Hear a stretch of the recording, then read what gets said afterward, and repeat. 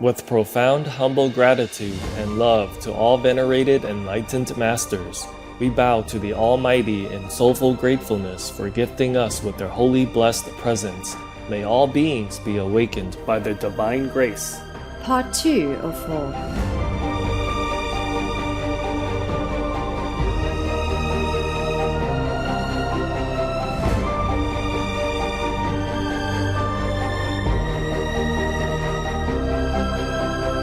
Etc. Within the 14 major rock edicts, King Ashoka, vegetarian, prohibits the slaughter and sacrifice of animal individuals. King Ashoka the Great, vegetarian, from tyrant to benevolent Buddhist, part 2 of 2. Continue watching to find out more.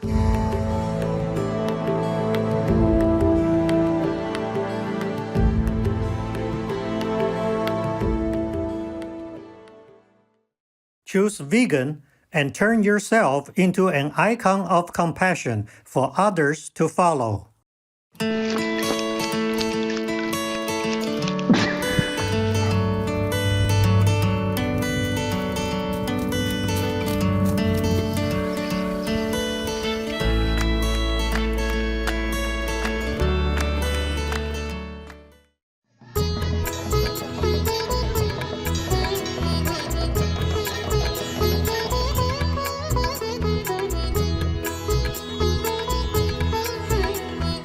अद्भुत जीवनदायी धरती को धन्यवाद देने का कितना सुंदर दिन है, जिसका संताली में अर्थ पृथ्वी है। महान श्रोतागण, मैं सरोजिनी हूँ। पर्यावरण हितैषी संताल ग्रह की रक्षा करने वाली शाकाहारी जीवन शैली अपनाने के लिए आपको धन्यवाद देते हैं।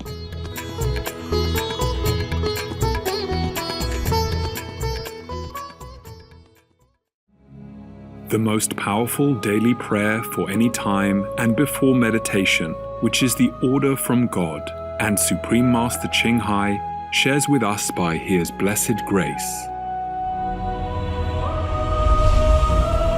We humbly worship, praise, thank, obey, and love God Almighty, the Most High, the greatest, for world vegan, world peace, and our soul liberation. We thank, love, praise the only Son of God, who is the ultimate Master for our salvation. We follow the teaching of all the saints and sages. We thank, love, and praise them, who are the representatives of God for our spiritual elevation.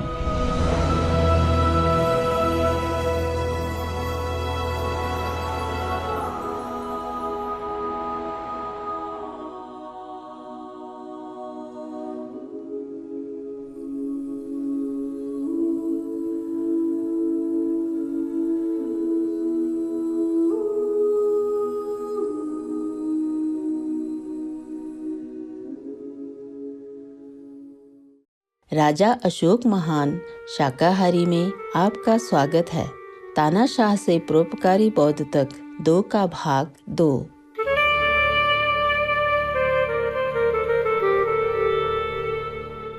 Ashok महान शाकाहारी एक परोपकारी सम्राट थे, जिन्होंने बौद्ध धर्म के सिद्धांतों से प्रेरणा लेते हुए सार्वभौमिक धर्मों या कानूनों को लागू करके अपने लोगों की नैतिक चेतना के उत्थान और मानकीकरण के लिए अपना जीवन समर्पित कर दिया। 2015 में हमारे सबसे प्रिय सुप्रीम मास्टर चिंग हाई वीगन ने पूज्य आनंद वीगन की एक कहानी सुनाई कि कैसे पूज्य शाक्यमुनि बुद्ध वीगन ने राजा अशोक के आगमन की भविष्यवाणी की थी। One morning, I and the Buddha and I means Anand, went to the city for alms. And then there was a group of children. They were playing in the middle of the road. They were making a citadel with earth.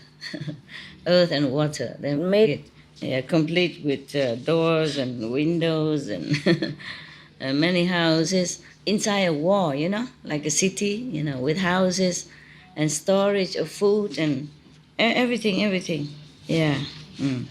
Like a real city. It was just small and with earth and water. And one of them suddenly saw the Buddha coming with light, so bright and so radiant everywhere. He saw the Buddha's light. And then suddenly he became so respectful and happy. When the Buddha came next to him, he put his palms together, bowed to him, and gave Buddha a piece of clay, the one that they were playing with. He gave him one to play with. Children, The Buddha took the piece of clay from the boy and gave it to Anand and told him, later, after we come home, we must use that to smear around where the Buddha sleeps. And then Anand did that. Yeah. And then the Buddha explained that, Anand, just now the little boy was very glad, he sincerely offered me a piece of clay like that. That merit will bear fruit in 500 years after my nirvana. He will be a king named Ayuga, and all his boys, buddies in the group will also be great court officials, and they will rule many countries on earth. And he will also propagate the Buddha's Dharma. He will build temples and citadels and stupas, yes, to spread the Buddha's teaching 500 years after my nirvana. Yeah. He will also divide the Buddha relics. He will divide the relics of the Buddha to different countries and make stupas to revere this, etc. Yeah. He will build 84,000 stupas, yeah, all over the planet to worship my relics and to spread the teaching, my teaching. जैसा कि शाक्यमुनि बुद्ध ने भविष्यवाणी की थी, अशोक एक ऐसा राजा बन गए जिनकी बुद्ध के धर्म के प्रति समर्पण ने उन्हें धर्मशोका की उपाधि दी। वह इतिहास के सबसे परोपकारी लोगों में से एक के रूप में प्रसिद्ध हैं और शांतिपूर्ण शासक जिनकी दया से न केवल समृद्धि आई बल्कि अपने क्षेत्र का विस्तार भी किया। उन्होंने बौद्ध धर्म की शिक्षाओं को सही मायने में समझाना अपना मिशन बना लिया, क्योंकि वे करुणा, सद्भावना, ईमानदारी और अहिंसा से संबंधित हैं। अन्य लोगों की आस्थाओं और विचारधाराओं का ध्यान रखते हुए उन्होंने सिद्धांतों या धर्मों के एक सार्वभौमिक सेट को प्रचारित करने की आशा की, जिसके द्वारा उसके लोग उसके साथ रहेंगे और उसका पालन करेंगे। इस प्रकार राजा अशोक के आदेश अस्तित्व में आए। इन फरमानों ने उनके लोगों की नैतिक चेतना को ऊपर उठाने के उद्देश्य को पूरा किया। उन्होंने उनकी कहानी बताई ताकि आने वाली पीढ़ियां उनसे सीख सकें। उन्हें लगा कि ऐसा करना राजा के रूप में उनका आध्यात्मिक मिशन था। अपने शिलालेखों में राजा अशोक ने समझाया, All people are like my children, just as I desire that my own children may be provided with complete welfare and happiness, both in this world and the next. So do I desire the same for all people? उन्होंने कलिंग पर अपनी विजय के लिए पश्चाताप व्यक्त किया और चिंतन पूर्वक कहा, यहाँ तक कि जो लोग गलत करते हैं उन्हें भी माफ कर दिया जाना चाहिए जहाँ माफ करना संभव है। इस प्रकार उन्हें आशा थी कि उनके वंशज आदेशों का पालन करेंगे और शांति और उच्चतम नैतिक मानकों को कायम रखेंगे। Vegan leader Are you sure you're not a saint? Hi, Stuart. Yes!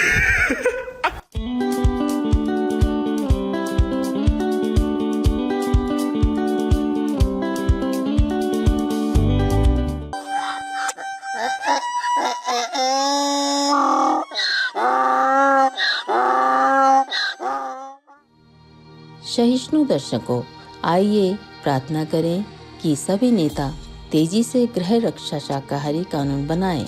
हम तुरंत वापस आएंगे यहीं सुप्रीम मास्टर टेलीविजन पर।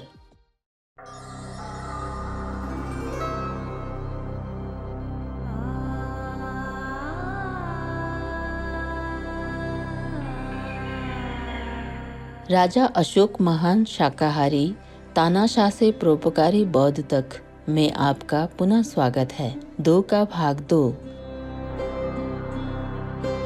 राजा अशोक के शिलालेख, जिन्हें अशोक के शिलालेखों के रूप में जाना जाता है, को 4 श्रेणियों में वर्गीकृत किया जा सकता है। लघु शिलालेख, लघु स्तंभ शिलालेख, प्रमुख शिलालेख और प्रमुख स्तंभ शिलालेख। पूरे भारत, नेपाल, पाकिस्तान और अफगानिस्तान में 30 से अधिक स्थानों पर पाए गए ये शिलालेख पत्थरों, गुफाओं की दीवारों और स्तंभों में खुदे हुए लिखित पाठ थे।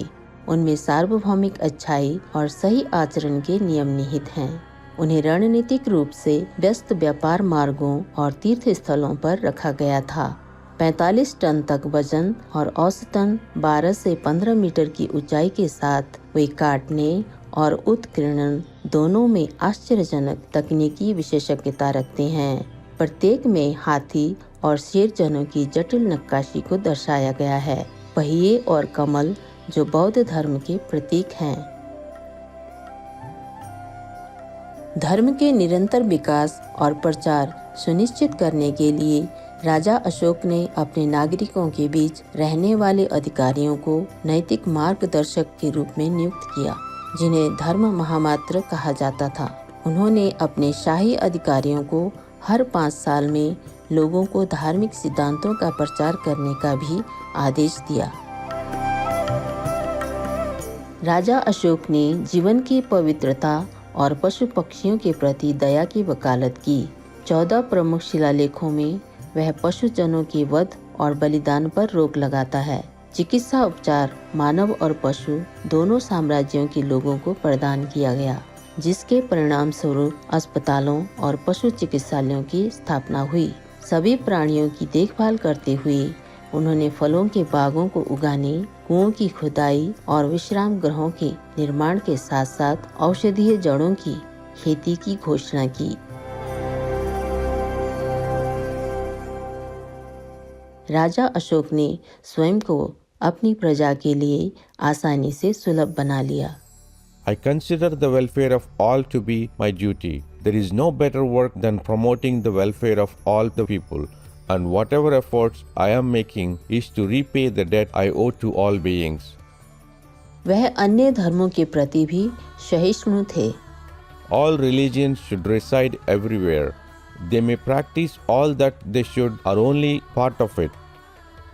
शिलालेखों में कहा गया है, There is no gift like the gift of the dharma, and it consists of this: proper behavior towards servants and employees, respect for mother and father, generosity to friends, companions, relations, Brahmins and ascetics, and not killing living beings. सम्राट अशोक ने और कहा, One benefits in this world and gains great merit in the next by giving the gift of dharma. अपने राज्याभिषेक के 26 साल बाद लिखे गए स्तंभ शिलालेखों में राजा अशोक ने आत्मचिंतन और अहंकार को शांत करने का समर्थन किया। People see only their good deeds, but not their evil deeds.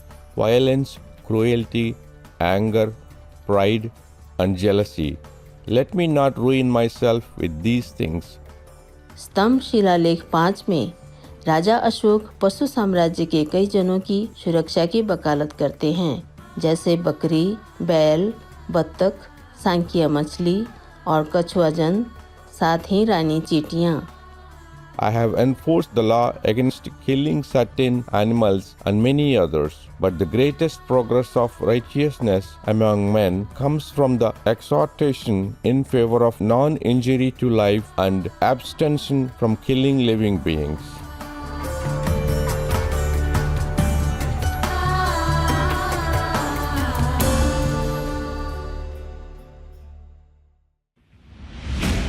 Macho Man?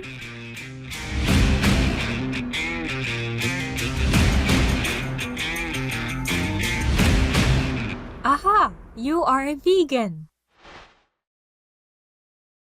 राजा अशोक के शासनकाल में वन और वन्य जीव अभयारण्य स्थापित किए गए। साथ ही हमारे पशु मित्रों और उनके घरों के कल्याण को बनाए रखने के लिए जंगल जलाने पर प्रतिबंध लगाया गया। यह अनुमान लगाया जा सकता है कि राजा अशोक ने शाकाहार को भारतीय संस्कृति में सबसे आगे बढ़ाया। उन्होंने न्यायिक प्रणाली में भी सुधार किया, इसे अधिक दयालु और निष्पक्ष बनाया, यहाँ तक कि कैदियों को माफी भी दी। राजा अशोक को चीन, थाईलैंड और ग्रीस जैसे देशों में बौद्ध मिशनरियों को भेजकर बौद्ध धर्म को विश्व मंच पर आरंभ करने का श्रेय दिया जाता है। उनके बेटे महेंद्र शाकाहारी और बेटी संगमिता शाकाहारी दोनों को बौद्ध मिशनरियों के रूप में श्रीलंका के अनुराधापुरा साम्राज्य में जाने का निर्देश दिया गया था। अपने तीर्थ यात्रा दौरे या धर्म यात्रा के दौरान राजा अशोक महान ने कई पवित्र स्थानों का दौरा किया, जिनमें बौद्ध गया भी शामिल था, जहां पूज्य शाक्यमुनि बुद्ध शाकाहारी ने ज्ञान प्राप्त किया था, और लुम्बिनी उद्यान, जहां भगवान बुद्ध का जन्म हुआ था। राजा अशोक जहां भी गए, उन्होंने धर्म का प्रचार किया और सभी को अधिक उदार, दयालु और नैतिक बनने के लिए प्रोत्साहित किया। राजा अशोक ने 232 ईसा पूर्व में निधन से पहले लगभग 40 वर्षों तक मौर्य साम्राज्य पर शासन किया था। राजा अशोक ने अपनी नीतियों और शिलालेखों के माध्यम से एक अमिट छाप छोड़ी। एक दयालु राजा जो वास्तव में अपने नागरिकों, मानव और पशु दोनों की परवाह करता था। उसने धर्मों के प्रचार के माध्यम से अपने लोगों की नैतिक चेतना को बढ़ाने का प्रयास किया, जिसके परिणाम स्वरूप उसके पूरे राज्य में आनंद और शांति बनी रही। कामना करते हैं कि वर्तमान और भविष्य के नेता राजा अशोक महान के ज्ञान से सीखें और परोपकारी प्रबुद्ध गुरुओं की कालजयी शिक्षाओं को सरल बनाएं। Am I a better fighter as a vegan? I think my record speaks for itself. I won 12 fights straight after I became vegan. I just don't understand how anybody can have an animal in their lives that they've ever cared about and know that this is going on in these industries and think it's okay to contribute to it. They're an industry, they're trying to make money. You don't need any kind of animal products to be an athlete in this day and age. Mac Danzig, vegan.